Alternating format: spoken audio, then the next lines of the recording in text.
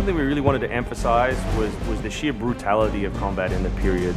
We've all seen the paintings of the Revolution, and death is glorified, death is angelic, but it wasn't that way on the battlefield. It was a brutal conflict. It feels that you're constantly going through dynamic fights, and that's not something technically we could do in the past. So it was like a personal challenge on the team to say, no, I think we can do this.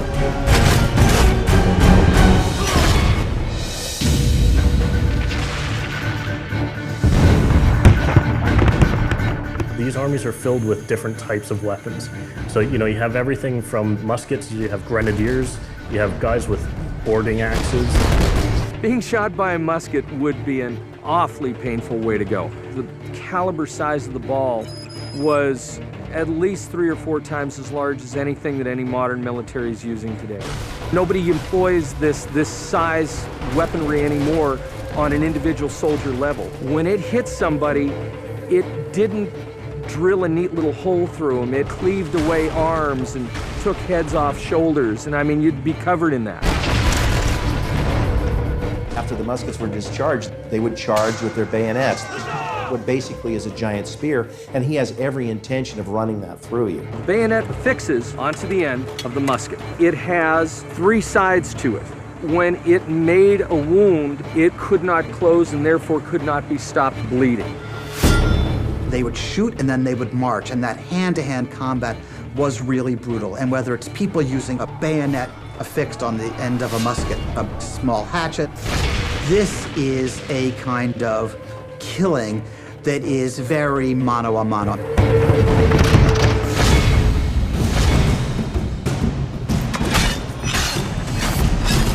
All the animations, all the weapons are brand new.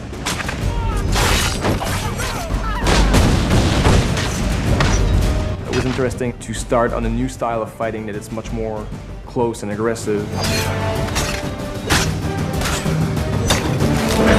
Connor's favorite weapon is the tomahawk, obviously super deadly in hand-to-hand combat.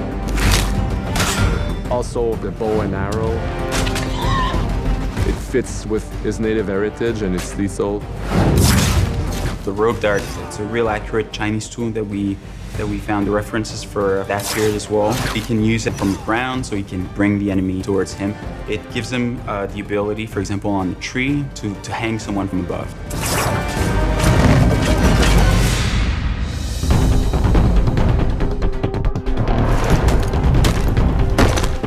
In Assassin's Creed 3, the one thing that we decided to do is to revamp the fight system from scratch. We wanted the skill in the combat in the game to be about transitioning from character to character by choosing the right moves, by performing them correctly. It allows you to basically mow your way through large numbers of people if you're good enough without stopping. We really tried to push the concept of him always being on the move. So we've got this great new move called the running assassinate. So basically you'll see Connor start to run, he'll use his tomahawk and be able to take down one enemy, then he'll start running, picking up a musket as he goes, and being able to use that musket to shove it through one target and kill another one behind him. It's pretty cool.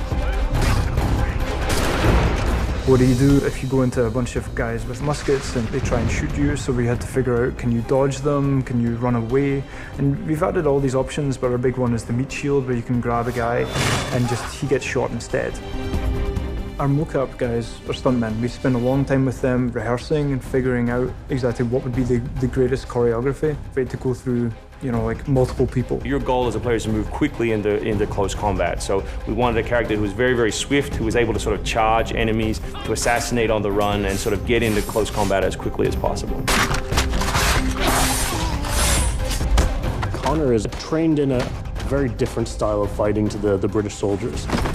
The close quarters flow of the combat that's happening between the punches, the kicks, and everything else is indicative of what happens in the real world. I'm very impressed by the moves that they do. It's cool to see push kicks and axe kicks and different sort of takedowns that are done correctly and very believable when they're done. Right hand right, punch to the face, boom, to the throat, to the groin, finish with boom. This is something new for us that we're really proud of. It's fast, it's fluid, and you go through these guys like butter. I think in a way we're still like actors, all of us, whether you're a programmer or animator, we're really trying to act out what we want to bring to the game. At least someone on the team is always standing up, acting out different things. We've actually got a bunch of different toy props, so whenever we're starting to create a new weapon or new moves for a weapon, it's a lot of fun on the floor when we're coming up with these behaviors.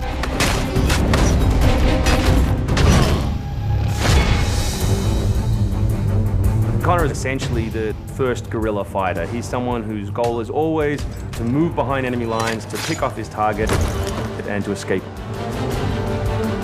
Employing guerrilla tactics, or what we now know today as asymmetric warfare, was something that truly was a component of the American Revolution. They learned what we would think was guerrilla-style warfare. You know, you sort of hit quickly and then disappear.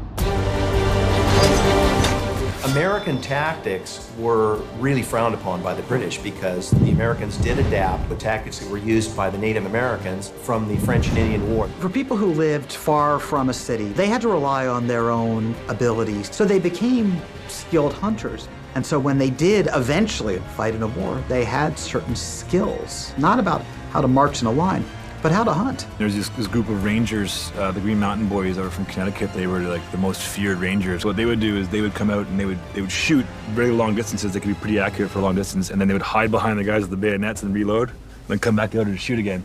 And these guys were just, you know, bush boys. I mean, they weren't really soldiers at all. They just were really good at shooting their rifles.